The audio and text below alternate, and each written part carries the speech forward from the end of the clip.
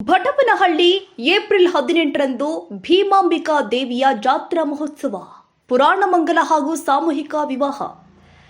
ಕುಕನೂರು ತಾಲೂಕಿನ ಭಟಪನಹಳ್ಳಿ ಗ್ರಾಮದ ಭೀಮಾಂಬಿಕಾ ಮಠದಲ್ಲಿ 29ನೇ ವರ್ಷದ ಭೀಮಾಂಬಿಕಾ ದೇವಿ ಪುರಾಣ ಮಂಗಲ ಹಾಗೂ ಜಾತ್ರಾ ಮಹೋತ್ಸವದ ಕಾರ್ಯಕ್ರಮಗಳು ಏಪ್ರಿಲ್ 17 ಹಾಗೂ 18ರಂದು ನಡೆಯುತ್ತೆ ಅಂತ ಕೆಪಿಸಿಸಿ ಸದಸ್ಯರು ಹಾಗೂ ಗ್ರಾಮದ ಮುಖಂಡರು ಆದ ಡಾಕ್ಟರ್ ಎಚ್.ಡಿ. ಪಾಟೀಲ್ ಹೇಳಿದ್ದಾರೆ.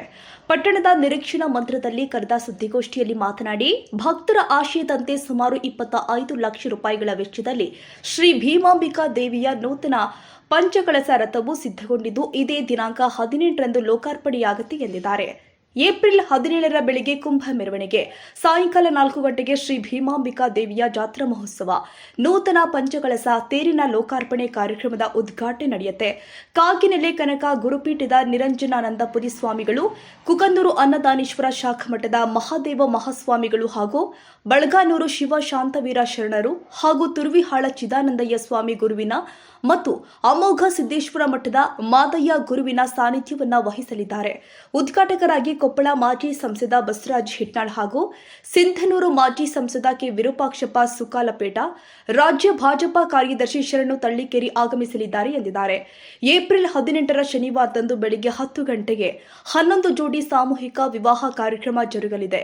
ಸಾನ್ನಿಧ್ಯವನ್ನ ಮುಂಡರಗಿ ಅನ್ನದಾನೀಶ್ವರ ಶ್ರೀಗಳು ಹಾಗೂ ಶಿರಹಟ್ಟಿ ಸಂಸ್ಥಾನ ಮಠದ ಫಕ್ಕೀರ ಸಿದ್ದರಾಮ ಶ್ರೀಗಳು ಹಾಗೂ ಕೊಪ್ಪಳ ಗವಿಮಠದ ಶ್ರೀಗಳು, ಶಿರಹಟ್ಟಿ ದಿಂಗಲೇಶ್ವರ ಶ್ರೀಗಳು ಹಾಗೂ ಮಂಗಳೂರು ಸಿದ್ದಲಿಂಗ ಶ್ರೀಗಳು ಹಾಗೂ ಹಾಲವರ್ತಿ ಮತ್ತು ಬಾದಿಮನಾಳ ಶಿವಸಿದ್ದೇಶ್ವರ ಶ್ರೀಗಳು ಸಾನ್ನಿಧ್ಯವನ್ನ ವಹಿಸಿ ಆಶೀರ್ವಚನ ನೀಡುವರು. ಮುಖ್ಯ ಅತಿಥಿಗಳಾಗಿ ಮುಖ್ಯ ಯಲಬುರ್ಗಾ ಶಾಸಕರು ಆದ ಬಸವರಾಜ ರಾರೆಡ್ಡಿ, ಮಾಜಿ ಸಚಿವ ಹಾಲಪ್ಪ ಆಚಾರ್ ಹಾಗೂ ಭಾಜಪಾ ಜಿಲ್ಲಾಧ್ಯಕ್ಷ ನವೀನ ಕುಮಾರ್ ಗುಳಗಣ್ಣವರ ಇವರು ಮುಖ್ಯ ಅತಿಥಿಗಳಾಗಿ ಆಗಮಿಸಲಿದ್ದಾರೆ ಎಂದಿದ್ದಾರೆ. ಅದೇ ದಿನ ಸಾಯಂಕಾಲ ಮುಂಡ್ರಗಿ ಅನ್ನದಾನೀಶ್ವರ ಶ್ರೀಗಳ ನೇತೃತ್ವದಲ್ಲಿ ಹಾಗೂ ಕುಕನೂರು ಅನ್ನದಾನೀಶ್ವರ ಮಠದ ಮಹಾದೇವ ಶ್ರೀಗಳ ಹಿರೇಮನ್ನಿಕೇರಿ ಚನ್ನಬಸವ ಸ್ವಾಮಿಗಳು, ಶಿವಸಾಗರ ನಾಗಭೂಷಣ ಸ್ವಾಮಿಗಳು ಇವರ ಸಾನ್ನಿಧ್ಯದಲ್ಲಿ ನೂತನ ಪಂಚಕಳಸ ತೇರಿಗೆ ಚಾಲನೆ ಕೊಡಲಾಗುತ್ತೆ ಎಂದಿದ್ದಾರೆ.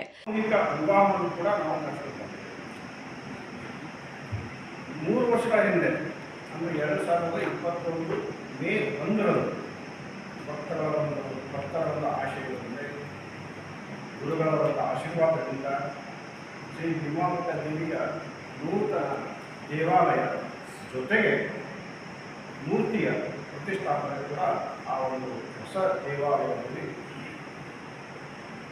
ಜೀವಗಳ ತುಂಬಿ ಪ್ರತಿಷ್ಠಾಪನೆ. ಆ ಒಂದು ಕಾರ್ಯಕ್ರಮ ಧಾರ್ಮಿಕ ವಿಧಿವಿಧಾನಗಳ ಮೂಲಕ ಅತ್ಯಂತ ವಿಜೃಂಭಣೆಯಿಂದ ಕೂಡ ನೆರವೇರಿತು. ಕಳೆದ ವರ್ಷ ಒಂದು ಮತ್ತೆ ಭಕ್ತರ ಒಂದು ಸಂಕಲ್ಪದಿಂದ, ಗುರುಗಳ ಸ್ವಾಮೀಜಿಗಳ ಒಂದು ಆಶೀರ್ವಾದದಿಂದ, ಅವರ ಒಂದು ಕೋರಿಕೆಯಂತೆ ಭಟಪನಹಳ್ಳಿ ಭೀಮಾಂಬಿಕಾ ದೇವಿಯ ಒಂದು ನೂತನ ರಥ ಹಾಕಬೇಕು ಅಂತ ಸಂಕಲ್ಪ ಮಾಡಿ, ಇದಕ್ಕೂ ಮೊದಲು ನಾವು ಲಘು ರಥೋತ್ಸವ ಮಾಡ್ತಾ ಇದ್ದೇವೆ. ಪ್ರತಿ ವರ್ಷ ಅಮಾವಾಸ್ಯೆ ಬಸವ ಜಯಂತಿ ಬಿಟ್ಟು ಒಂದು 2 ವರ್ಷ ಮಾಡ್ತಾರೆ. ಅಮಾವಾಸ್ಯೆ ದಿವಸ 6 ವರ್ಷ ನಡೀತಾ ಇತ್ತು, ಜೊತೆ ಸಾಮಾನ್ಯ ವರ್ಷ ನಡೀತಾ ಇತ್ತು. ಸೊ ಕಳೆದ ವರ್ಷ ಒಂದು ಸಂಕಲ್ಪನ ಮಾಡ್ಕೊಂಡಿದ್ವಿ.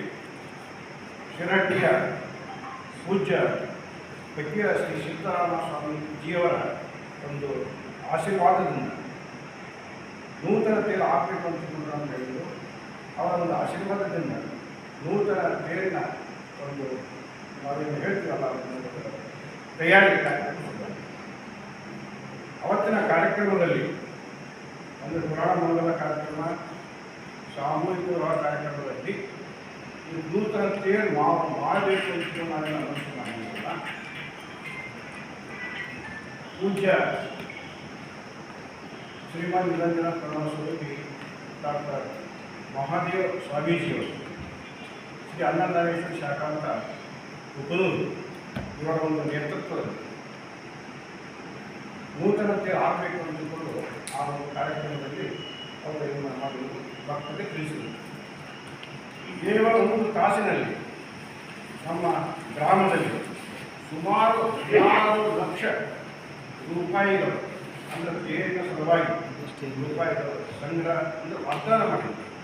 ಸುಮಾರು 16 ಲಕ್ಷ ನಂತರ ಹಾಗೆ ಪ್ರತಿ ಅಮಾವಾಸ್ಯೆ ದಿವಸ ನಾವು ಏನೊಂದು ಶಿವಾನುಭವ ಕಾರ್ಯಕ್ರಮ ದರ್ಶನ ಬರ್ತಾ ಇದ್ವಿ. ಆ ಶಿವಾನುಭವ ಕಾರ್ಯಕ್ರಮದಲ್ಲಿ ಭಕ್ತರು ಹೆಚ್ಚಿನ ಹಣವನ್ನು ತೇರು ಸಲುವಾಗಿ ನೀಡ್ತಾರೆ. ಸುಮಾರು 25 ಲಕ್ಷ ಸಂಗ್ರಹ ಆಗಿದೆ. ಆ 25 ಲಕ್ಷದ ಒಂದು ವೆಚ್ಚದೊಂದಿಗೆ ನೂತನ ತೇರು ಮುಂದಾಗ್ತದೆ.